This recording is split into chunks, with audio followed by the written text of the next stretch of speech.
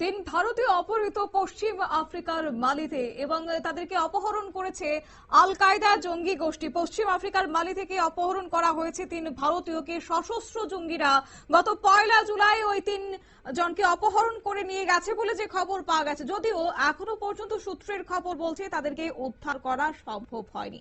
জানবো বিস্তারিত এই প্রসঙ্গে আমাদের সঙ্গে যুক্ত হয়ে গেছে প্রতিনিধি সোমনাথ মুখার্জি। সোমনাথ, কি জানতে পারছো?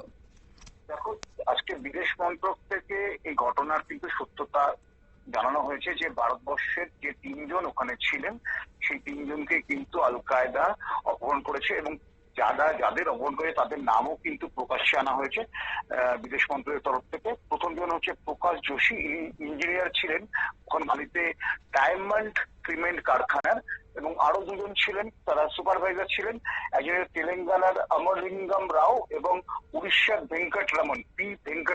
এই তিনজনকে কিন্তু কার্যত পণবন্দি করে রেখেছে আল কায়দা।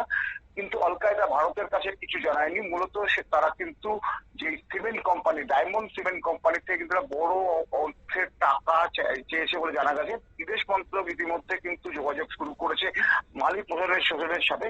কিন্তু মালির একটি গন্ডগোল অঞ্চল শহর, সেখানে একটি গরিব রাষ্ট্র বলা যেতে পারে, তাদের অর্থনৈতিকভাবে ভেঙে পড়া রাষ্ট্র, এবং সেখানে কিন্তু আল কায়দার মতো জঙ্গি গোষ্ঠী প্রচন্ডভাবে সক্রিয় এবং দীর্ঘদিন ধরেই কিন্তু সেখানে গন্ডগোল চলছে। শুধুমাত্র মালি প্রশাসন জানিয়েছে, মালি বিদেশ যে দপ্তর রয়েছে তারা কিন্তু ভারতীয় বিদেশ দপ্তরকে জানিয়েছে তিনজন এখন জীবিত আছে, নেগোসিয়েশন বা কথাবার্তা চলছে তাদেরকে উদ্ধার করার জন্য।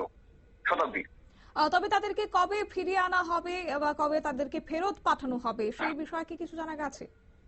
দেখো, 14 দিন হয়ে গেল তাদেরকে অপহরণ করা হয়েছে, তারা জীবিত আছে শুধুমাত্র এই খবরটাই পাওয়া গেছে। কিন্তু তাদের কবে ফিরিয়ে আনা হবে বা কবে ফিরিয়ে আসতে পারবে এই ব্যাপারে কিন্তু এখনো স্পষ্ট না। ইতিমধ্যে কিন্তু প্রকাশ্যে যে ইঞ্জিনিয়ার তার স্ত্রী অর্থাৎ প্রকাশ যোশীর স্ত্রী সুমন যোশী কিন্তু একদম প্রধানমন্ত্রীর কাছে চিঠি লিখেছে, প্রধানমন্ত্রী নরেন্দ্র মোদীর কাছে তার পরিবার, তার হাজবেন্ডকে ফিরিয়ে আনার জন্য। কিন্তু এখনো অব্দি কিন্তু ভারত সরকার শুধুমাত্র বিদেশ দপ্তর শুধুমাত্র যোগাযোগ করছে মালি প্রশাসন থেকে। মালি প্রশাসন থেকে শুধু জানানো হয়েছে তারা এখন জীবিত আছে, তাদেরকে উদ্ধার করার চেষ্টা করা হয়েছে। এর বাইরে কিন্তু মালির প্রশাসন কিন্তু কিছু জানায়নি। শতাব্দী, একেবারে সোমনাথ, ধন্যবাদ।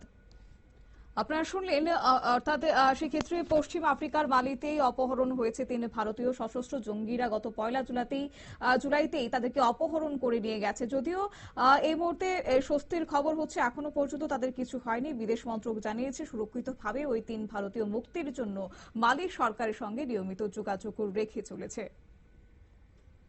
নিয়ে নিচ্ছে ছোট্ট একটি বিজ্ঞাপন বিরতির সঙ্গে থাকুন।